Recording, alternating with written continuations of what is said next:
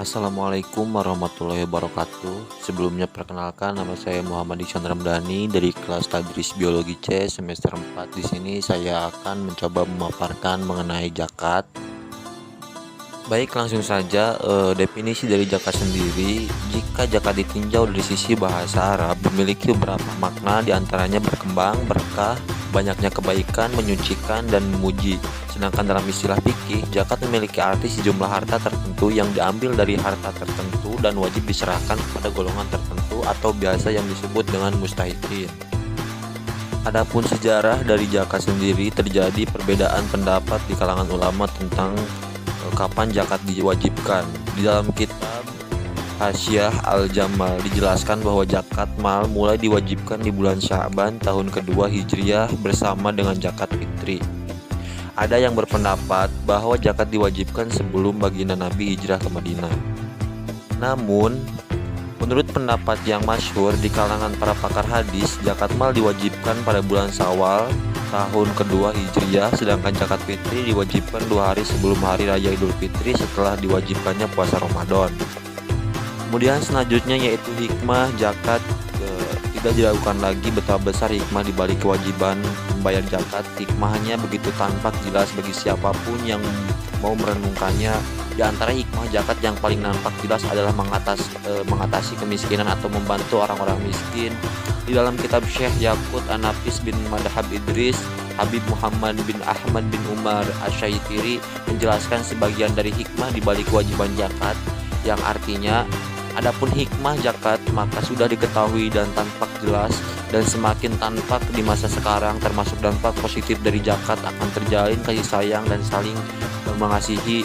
Seandainya zakat dibayarkan dan dibagikan sesuai dengan cara yang benar secara syar'i, niscaya selamanya di muka bumi tidak akan ada orang yang miskin. Karena sesungguhnya di dalam harta para orang kaya, Tuhan kita yaitu Allah Subhanahu wa Ta'ala menetapkan sebagian hak yang bisa mencukupi para fakir. Hukum menunaikan zakat fitrah sebagian dikemukakan di atas berikut dari Al-Quran dan hadisnya. Membayar zakat hukumnya wajib sesuai kesepakatan ulama bagi orang yang telah memenuhi kriteria, yaitu beragama Islam, merdeka atau bukan hamba sahaya, dan memiliki makanan pokok pada saat Idul Fitri untuk siang dan malamnya. Hal ini berlaku bagi laki-laki, perempuan, anak kecil, orang dewasa, orang merdeka ataupun hamba sahaya yang mub'ad. Kemudian waktu zakat fitrah yaitu ada 5. Yang pertama wajib, yaitu seorang yang menemukan bagian dari bulan Ramadan dan bagian bulan Syawal, sehingga orang yang meninggal dunia sebelum matahari terbenam pada malam 1 Syawal tidak terkena kewajiban zakat karena tidak menemukan bagian dari bulan Syawal. Demikian juga bayi yang baru lahir setelah terbenamnya matahari malam 1 Syawal karena tidak menemukan bagian dari bulan Ramadan. Kemudian yang kedua yaitu waktu yang diutamakan, yaitu setelah terbit fajar pada hari raya Idul Fitri sampai sebelum dilaksanakan sholat Id. Lebih utamanya lagi yaitu pada setelah sholat fajar. Kemudian yaitu waktu yang mubah atau dibolehkan, yaitu terhitung sejak memasuki awal bulan Ramadan. Kemudian yang keempat yaitu makruh, yaitu membayar zakat setelah sholat Id yang terbenamnya matahari, kecuali jika untuk suatu kemaslahatan seperti menunggu seseorang kerabat atau orang fakir saleh untuk diberikan kepadanya. Kemudian yang kelima yaitu waktu yang diharamkan untuk menunaikan zakat, yaitu membayar zakat sehari setelah hari raya Idul Fitri tanpa adanya ujur, kendala yang dimaklumi. Jika ada ujur semisal belum ada harta untuk dizakatkan, baru tersedia atau sulit menemukan mustahik penerima zakat, maka boleh, akan tetapi statusnya sebagai qadha dan tidak berdosa. Adapun takaran zakat fitrah, masing-masing orang wajib mengeluarkan makanan pokok. Untuk di Indonesia sendiri umumnya adalah menggunakan beras, sebagian lainnya menggunakan sagu, dan ada juga yang menggunakan gandum dan bahan pokok lainnya sebesar 1 so atau sekitar 2,7 sampai 3 kg. Kemudian ada untuk niat zakat fitrah, yang pertama untuk diri sendiri yaitu nawaitu an ukhrija zakat al-fitri an nafsi fardhu lillahi ta'ala. Kemudian untuk istri, nawaitu an ukhrija zakatal fitri an zaujati fardhu lillahi ta'ala.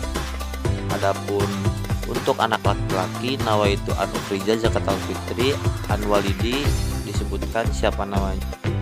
Dan zakat fitrah untuk anak perempuan yaitu nawaitu an ukhrija zakatal fitri an binti, disebutkan siapa namanya, fardhu lillahi ta'ala.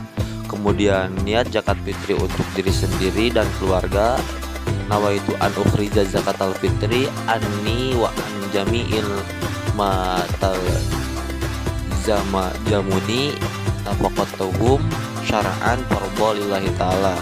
Dan adapun niat zakat fitrah untuk orang yang diwakilkan, niatnya nawaitu an ukhrija zakatal fitri an, disebutkan siapa yang diwakilkannya, fardhu lillahi ta'ala. Penerima zakat fitrah.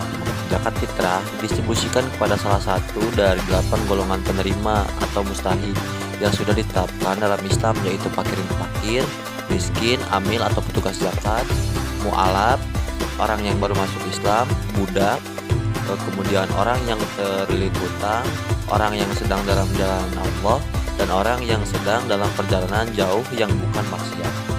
Nah, dan jika kita dinisbatkan sebagai orang yang menerima zakat, maka kita disunahkan untuk membaca doa menerima zakat. Adapun doanya yaitu akhrajaka Allahu fima a'taita wa baraka fima abqaita waj'alhu laka tahuron, yang artinya semoga Allah memberikan pahala atas apa yang Engkau berikan, dan Allah Subhanahu wa taala memberikan berkah atas harta yang Kau simpan dan menjadikannya sebagai pembersih bagimu. Selanjutnya yaitu zakat wajib dibagi menjadi 2 macam. Yang pertama yaitu zakat nafs atau zakat badan, yang dilakukan untuk membersihkan badan atau yang lebih dikenal sebagai zakat fitrah. Dalam suatu hadis disebutkan, yang artinya baginda Rasulullah SAW mewajibkan zakat fitrah di bulan Ramadan kepada manusia, yaitu 1 so dari kurma atau 1 so dari gandum pada setiap orang merdeka, budak laki-laki atau orang perempuan dari kaum muslimin. Dengan demikian zakat fitrah ditunaikan dalam bentuk bahan makanan pokok di daerah setempat. Dalam konteks Indonesia, 1 so setara dengan sekitar 2,5 kg beras per orang. Ada yang berpendapat 2,7 kg. Yang kedua yaitu zakat mal. Secara umum aset zakat mal meliputi hewan ternak, emas dan perak, bahan makanan pokok, buah-buahan, dan mal dizaroh aset perdagangan. Syekh An-Nawawi Al-Bantani berkata, yang artinya zakat mal wajib di dalam 8 jenis harta, yaitu emas, perak, hasil pertanian atau bahan makanan pokok, kurma, anggur, unta, sapi, kambing. Sedangkan aset perdagangan dikembalikan pada golongan emas dan perak karena zakatnya terkait dengan kalkulasinya, dan kalkulasinya tidak lain dengan menggunakan emas dan perak. Namun kemudian menurut beberapa ulama kontemporer, aset zakat juga memasukkan uang atau banknot atau al-awraq al-amaliyah, hasil profesi atau hadiah yang diterima oleh. Mungkin cukup sekian pemaparan mengenai zakat dari saya, kurang lebihnya mohon dimaafkan. Akhirul kalam, wabillahi taufiq wal hidayah. Wassalamualaikum warahmatullahi wabarakatuh.